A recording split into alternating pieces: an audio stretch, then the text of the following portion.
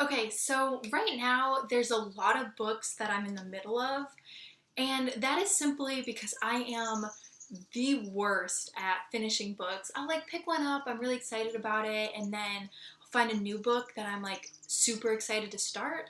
So then I'll start that, and I'll never really make my way back to the old book.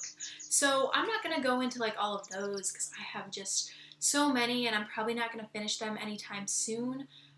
So I don't want to just waste time talking about them. But there are three books that I am like actively reading and in the middle of right now, so I want to tell you guys about those. One of the books that I am currently in the middle of reading that I'm probably going to finish pretty soon is called The Future X Network: A Bell Labs Perspective. And this is a technical book. If you guys don't know, I'm a computer science student, so I'm really into like computers, techie stuff, programming, and Bell Labs is just like a huge player in all things technical. Just the history of Bell Labs is really significant. So having people who work there write their own sort of perspective on the different technological revolutions that have taken place over the past like 30 years to bring us to where we are today, and then to make predictions for like where technology is going to be in sort of the next 10 years. It's just like a really cool thing. So the next book that I'm in the middle of reading right now is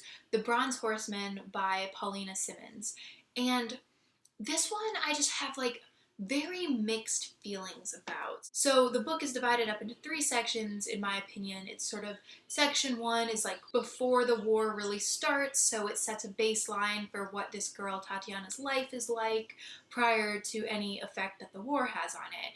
And then part two is sort of like really when the war starts to get bad. So as soon as the war gets bad and how her life is sort of affected by it, and how everyone around her, everyone's really suffering. They don't have food. They're sort of starving. A lot of people are dying. They're cold.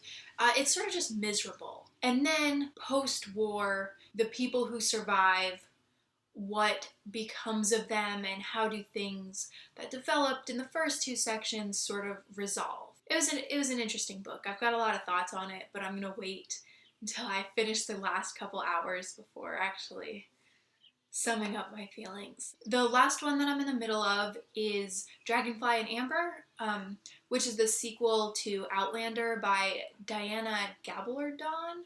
I think that's how you pronounce her name. I absolutely could have butchered that. I'm sorry. Um, but I loved Outlander. It was phenomenal. I was really excited to jump into the second book. But the second book hasn't been as captivating for me. I'm listening to it on audiobook, and that has been a little bit of a challenge because it is so long and it hasn't been sucking me in, so I don't just sit down and listen to like 2 hours of it at a time. I sort of listen to it for like 15 minutes when I'm hopping in the shower, and it's just been taking so long to get through. And in my opinion, like so far, it hasn't been worth it. Like it hasn't been nearly as good as the first book was. I do own like the third book in the series, Voyager, and I'm not sure I'm even going to pick that up. It depends, like maybe this book will pick up. Again, I'm only about halfway through it because it's taking me so long to listen to it. But yeah, that's the third book that I'm in the middle of, and hopefully we'll be finishing that one, probably not as soon as the other two, but it's definitely on the list of ones that I'm working on.